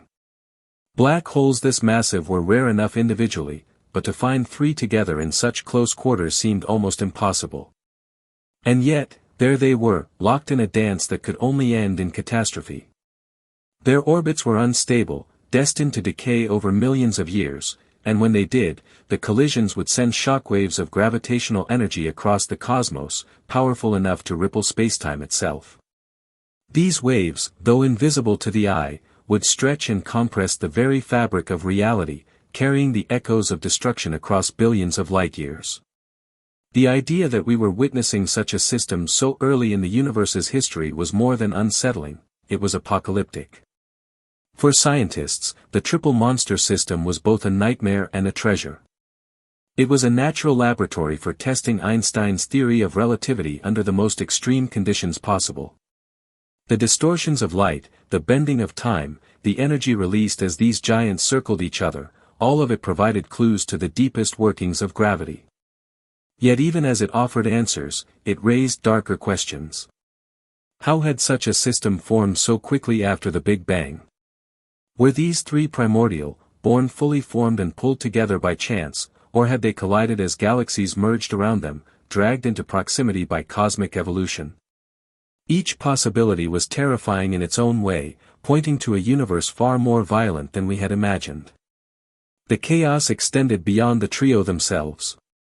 Their combined pull warped the space around them, flinging streams of matter out like cosmic jets, stripping nearby stars from their orbits, and creating zones of pure destruction where nothing could survive. Any galaxy unlucky enough to exist near them would be torn apart, its structure shredded as the monsters fed. The balance of creation and destruction was skewed entirely toward the latter, a reminder that the universe is not only a place of light but of shadows that can swallow light whole. To watch them was to glimpse not stability but inevitability, the certainty of collapse written into every orbit. And yet, as terrifying as the system was, it carried with it a strange allure. To witness 3 black holes locked together in such intimacy was to peer into one of the rarest cosmic configurations imaginable. These systems were predicted in theory, but to see one with our own eyes, across billions of light-years, across almost the entirety of cosmic history, was to understand that the universe had been keeping secrets darker than we dared guess. Webb had torn away the veil, and what it showed us was not just a monster but a gathering of monsters, a trinity of destruction bound by gravity's merciless grip. The triple monster system stood as both a warning and a revelation. It warned us that the universe's most violent events were not confined to the distant future, when black holes might collide billions of years from now, but had already been playing out in the infancy of time. It revealed that monsters did not merely exist in isolation but conspired together, amplifying their chaos until even spacetime itself trembled. It was the ultimate escalation in a story that had already broken every rule, not one predator, not even a hidden legion, but a pact of destruction so immense it threatened to rewrite not just our models of growth but our understanding of cosmic survival. The dance of 3 was a spectacle we could only watch, powerless, as the universe reminded us once more that it has always belonged first to monsters, and that even the laws of reality itself must bend when they gather. The revelations from Webb had already transformed our understanding of the cosmos, but they had also left us staring into an abyss of unanswered questions. These black holes were too massive, too early, too inexplicable to ignore, and now, with the discovery of systems where multiple monsters circled each other in a deadly gravitational dance, astronomers knew that something even more extraordinary was waiting. Collisions. The universe's most violent events, where titans of unimaginable mass spiral together and merge, releasing more energy in a single instant than all the stars in the observable universe combined. For now, we could only watch the silent ballet of these monsters from afar. But humanity was preparing for something new, a way to not just see them but to hear them, through the faint, trembling music of spacetime itself. The next frontier of the hunt would be gravitational waves, and with instruments like the upcoming Laser Interferometer Space Antenna, or LISA, we would finally be able to listen to the roars of the universe's oldest predators. Gravitational waves were not a new concept. Einstein had predicted them more than a century ago, ripples in the fabric of spacetime created whenever massive objects accelerated. But for decades they had remained only theory, too faint to be detected with the technology of the time. That changed in 2015, when LIGO made the first historic detection, two black holes colliding more than 1 billion light-years away, sending out a wave that stretched and compressed Earth by a fraction of the width of a proton. It was a triumph, proof that the universe truly spoke through these invisible vibrations, and since then dozens of mergers have been recorded. But all of them came from black holes no larger than a few dozen times the Sun's mass. What Webb was now revealing were monsters millions of times larger, and their collisions would not whisper faintly across space.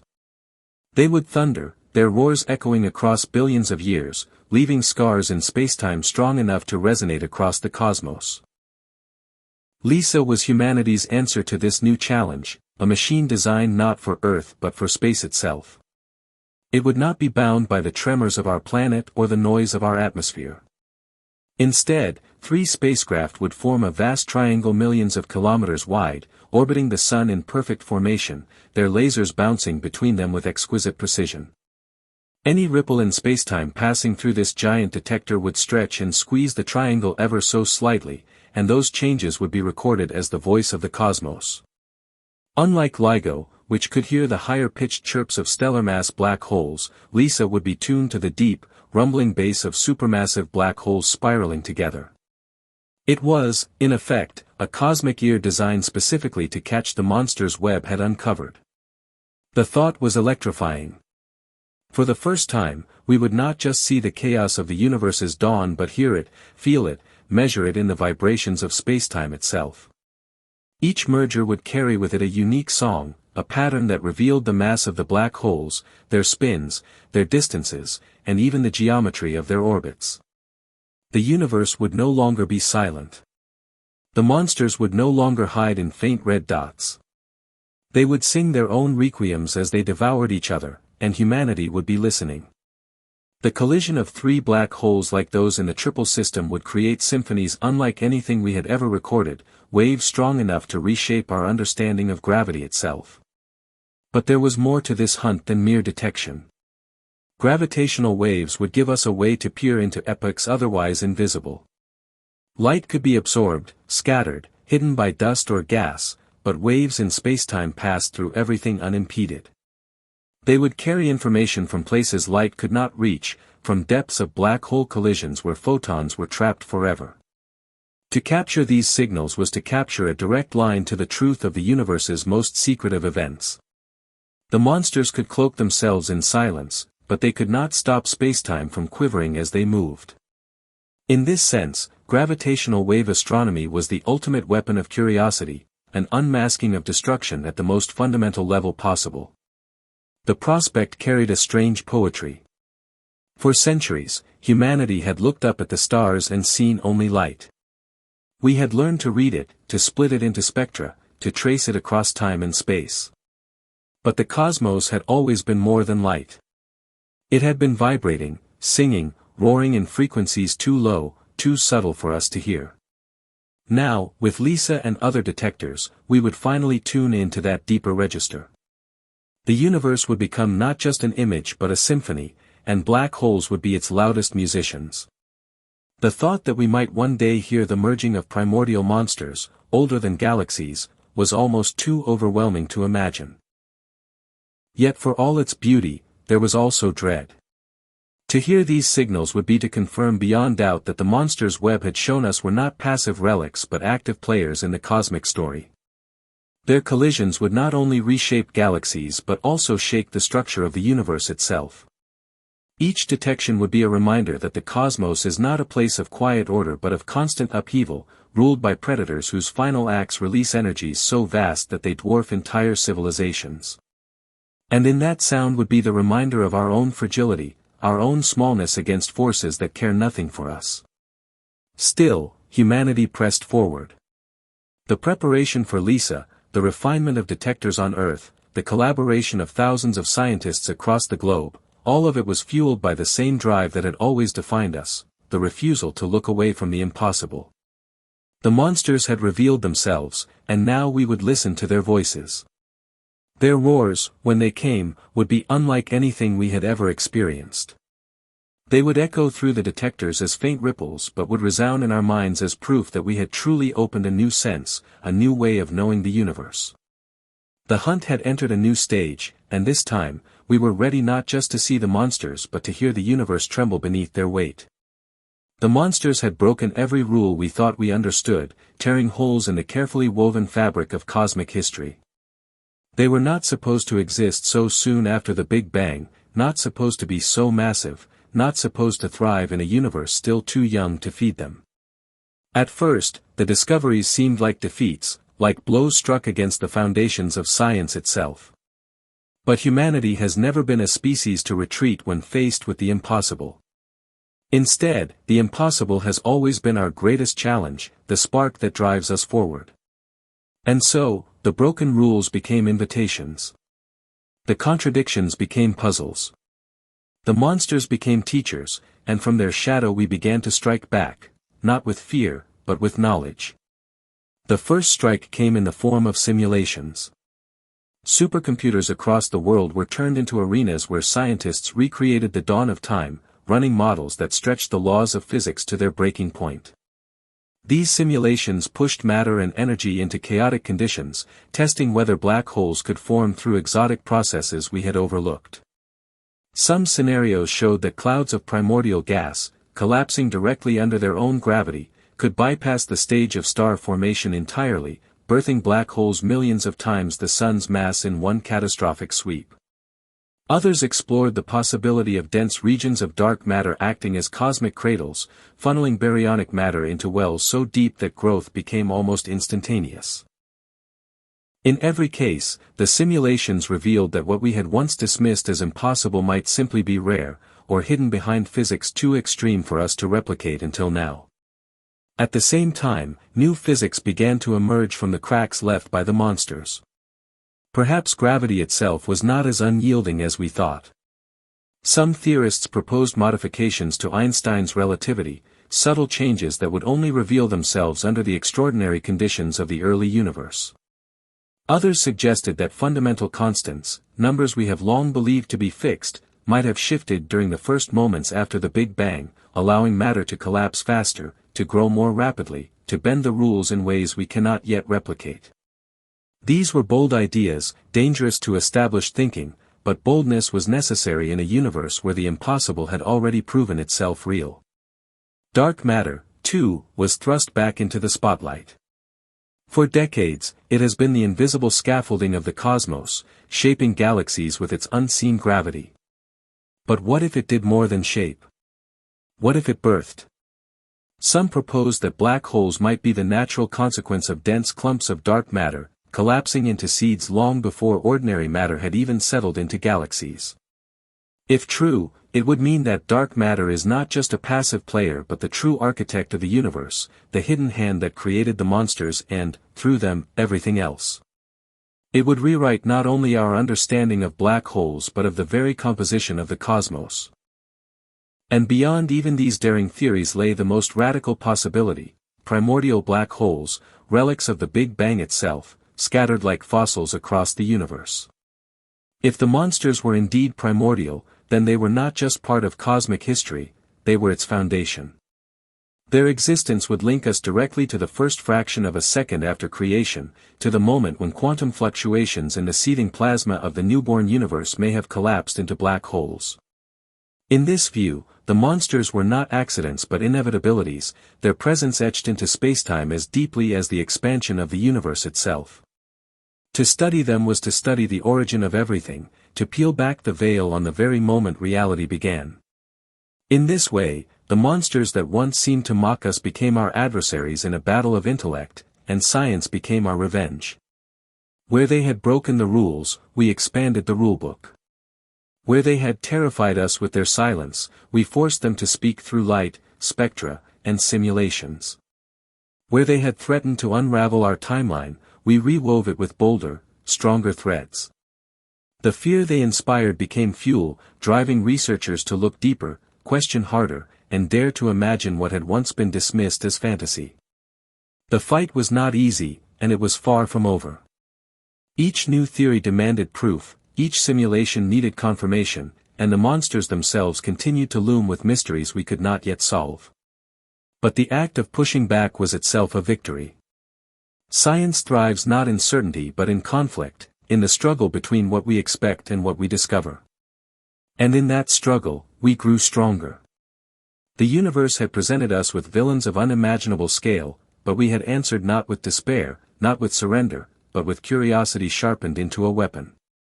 In the end, this was humanity's revenge, not to destroy the monsters, for that was impossible, but to understand them. To turn their defiance into knowledge, their silence into discovery, their existence into a story that expanded the boundaries of what we believed possible. They had tried to break the laws of reality, but in doing so, they had forced us to rewrite those laws ourselves, forging a deeper, richer, and more terrifying vision of the cosmos. And in that act, we proved once again that no matter how vast the universe, no matter how monstrous its secrets, human curiosity would always rise to meet it. The naked black hole stood as a silent teacher, a presence that had forced us to confront the deepest flaws in our understanding of the universe. At first, it had seemed like nothing more than a faint red, barely distinguishable from the background of ancient light. But as Webb's instruments revealed its true nature, it became something more, a mirror, reflecting not only the mysteries of the cosmos but also our own limitations as seekers of truth. This monster, 50 million times the mass of the Sun and existing at a time when such things should have been impossible, shattered the comfortable stories we had written about the universe. It mocked our timelines, broke our equations, and defied our logic. And yet, in doing so, it gave us the greatest lesson of all, that the universe is stranger, more violent, and far more creative than we had dared to imagine. The lesson did not come gently. For centuries, humanity had built its understanding of cosmic history like a ladder, each rung carefully placed above the last. First came the Big Bang, then the formation of atoms, then stars, galaxies, black holes, and finally, the vast cosmic web stretching to infinity. But the discovery of the naked black hole snapped that ladder in half, showing us that the universe does not always climb in order. Sometimes it leaps, sometimes it breaks its own sequence, and sometimes it begins with monsters instead of stars.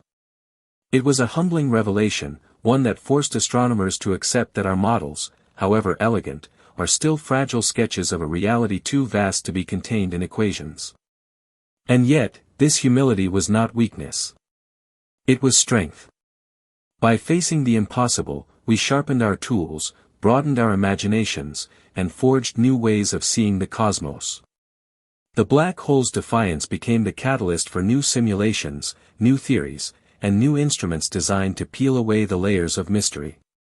It pushed us to look not only at what was easy to explain but at what seemed absurd, demanding that we stretch science until it could accommodate realities we once thought unthinkable.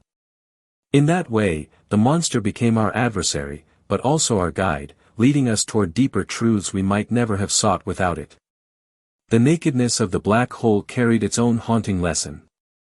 We had long assumed that black holes belonged in galaxies, nestled among stars, bound to structures that gave them context. But this one floated alone, stripped of companions, a predator without a home. It forced us to reconsider the relationship between light and darkness, between creation and destruction. Perhaps galaxies are not the nurseries of black holes but their children, dragged into existence by monsters too massive to ignore. Perhaps the universe does not build from the ground up, but from the top down, with the most destructive forces laying the groundwork for creation. To admit this was unsettling, but it also made the universe richer, more dynamic, more alive with possibilities than the tidy hierarchies we once believed. For humanity, the greatest strength has always come from confronting what scares us most. The naked black hole was terrifying, yes, but it was also a challenge, a riddle daring us to solve it. And as we turned fear into curiosity, as we transformed awe into analysis, we grew stronger. The discovery reminded us that science is not about clinging to certainty but about embracing doubt, using it as fuel to drive us forward. Every time the universe tears down one of our answers, it gives us the chance to rebuild with greater insight, greater resilience, and greater wonder. The monster may have humbled us, but it also empowered us, showing us that even when the cosmos refuses to follow our rules, we are capable of rewriting them. In the end, the lesson was simple but profound: the universe is not bound by our expectations. It is stranger, wilder, and more dangerous than we ever thought, and that is exactly what makes it beautiful. The naked black hole did not weaken us by breaking our models. It strengthened us by forcing us to grow beyond them, to stretch our imagination to match the scale of reality. And so, what began as a faint red dot became a turning point in the human story, a reminder that we are not the masters of the cosmos, but the students of its mysteries. The monsters of the universe may terrify us, but they also teach us, and in their darkness, we find not despair but the light of discovery. In the quiet aftermath of discovery, when the data had been pored over and the debates had stretched deep into the night, one haunting question refused to fade: were these monsters always there, shaping everything from the shadows? The naked black hole, and the countless red dots like it, seemed less like anomalies and more like silent architects of the cosmos. If they had existed since the dawn of time, then their gravity, their hunger, their presence must have rippled through the unfolding story of creation itself. Every galaxy, every cluster, every filament of the cosmic web may have been bent and sculpted under their unseen influence. The comforting idea that the universe grew from light, from stars, from gentle processes of order gave way to a darker vision, one where the first forces to awaken were not nurturing but predatory, not builders but devourers, and yet paradoxically, it was their destruction that made creation possible. And so, Webb did more than reveal black holes.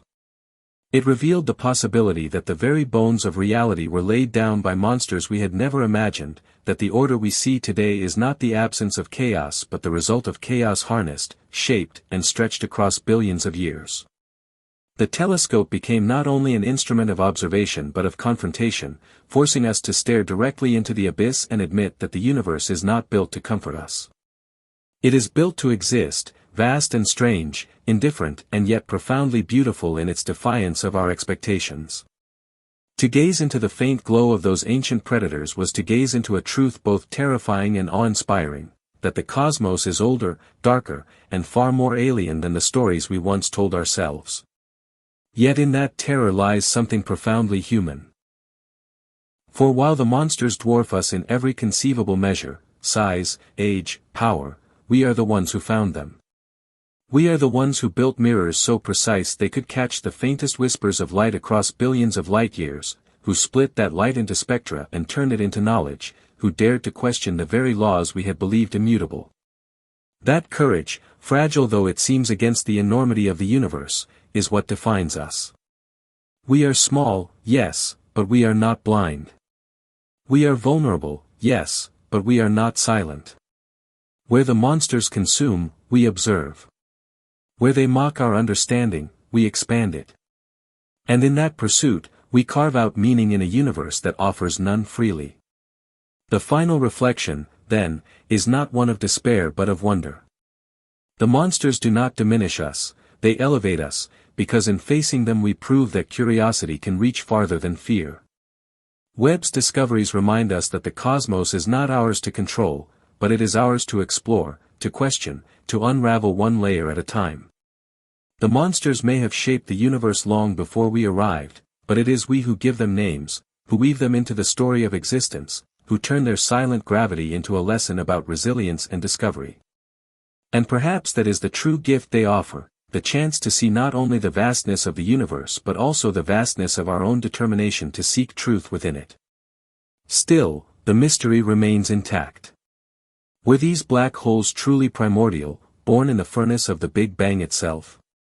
Are they solitary anomalies, or merely the most visible of a countless hidden population?